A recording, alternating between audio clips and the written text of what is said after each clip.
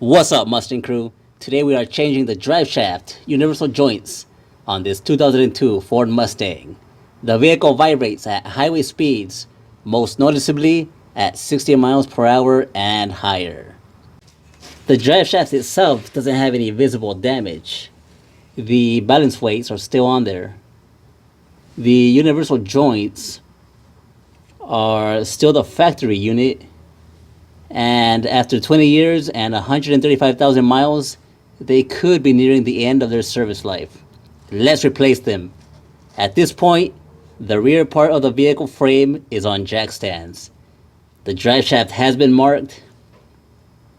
The 4 bolts have been soaked with penetrating fluid 24 hours before starting the job, and also 12 hours before.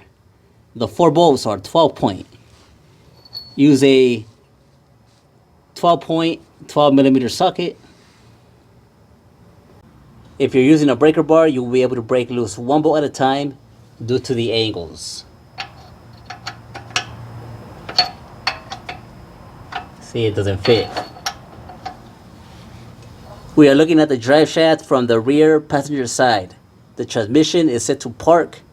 The parking brake will not be engaged.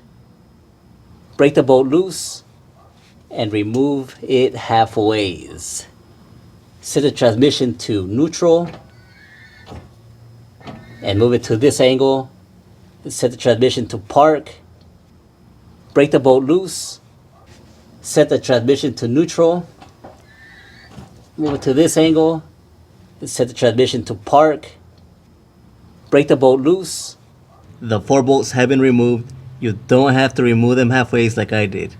The slip yoke and the transmission extension housing have also been marked. Have a fluid pan ready and this transmission stop-off tool.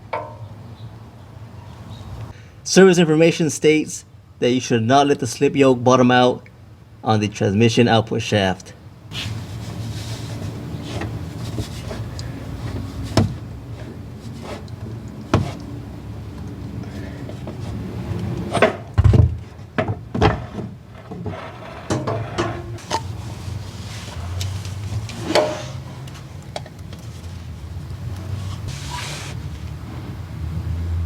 Remove the 4 snap rings.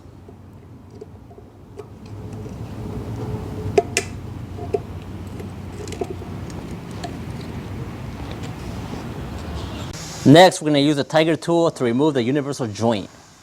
This base is going to sit on this base, and this rim is going to pull up right here.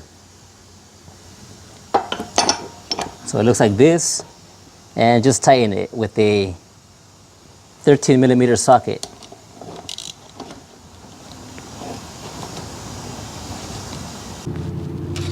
And as you tighten it, you can see this guy is coming out on the bottom.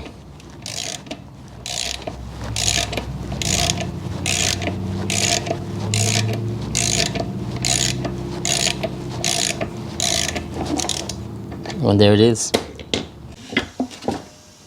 Now flip it 90 degrees and do it again. And after taking 3 of the caps off, you should be at this point. The last one's easy, just do the same thing. You're gonna use the trunnions for the base.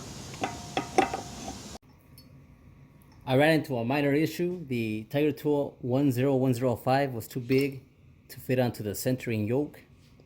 I was only able to get these off. So we improvise. We're going to use the vise method. I'm using a small socket and a ball joint press adapter tool. More on this in a bit.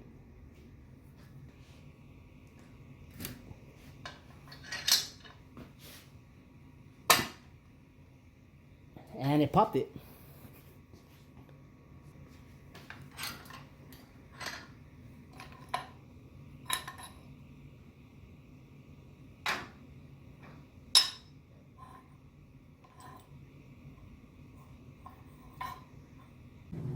Removing the universal joints was easy, right?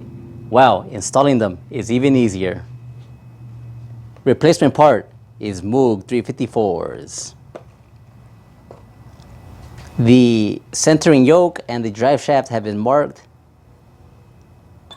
The surfaces have been cleaned.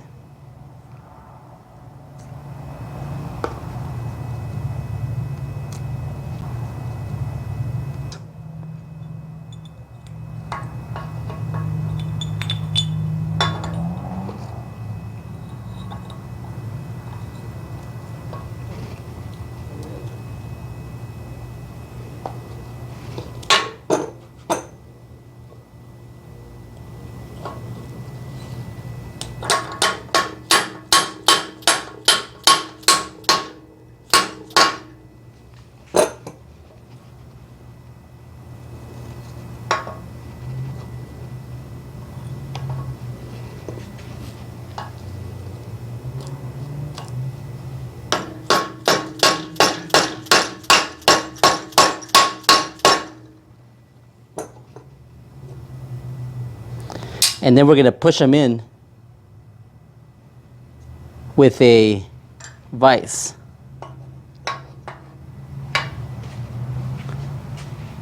The way I hammered in the cap was kind of dangerous because the needle bearings could have fallen off.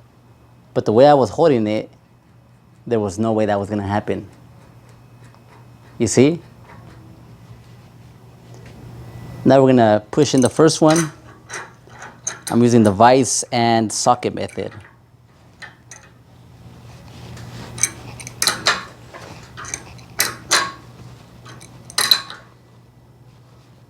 And that's it. Put in your snap ring, flip it over and do it again.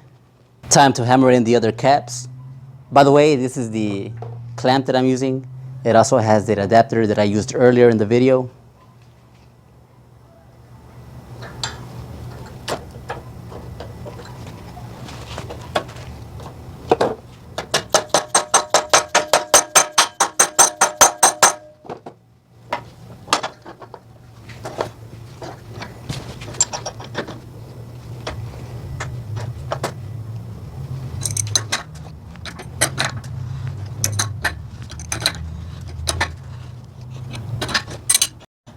And there it is. It was simple, right? Hope you didn't spill any needle bearings. Smooth. Now we simply mount the drive shaft slip yoke into the transmission, making sure the marks are aligned. Use new bolts for the centering yoke. Dorman 80992. Torque them down to 83 foot-pounds in an X pattern.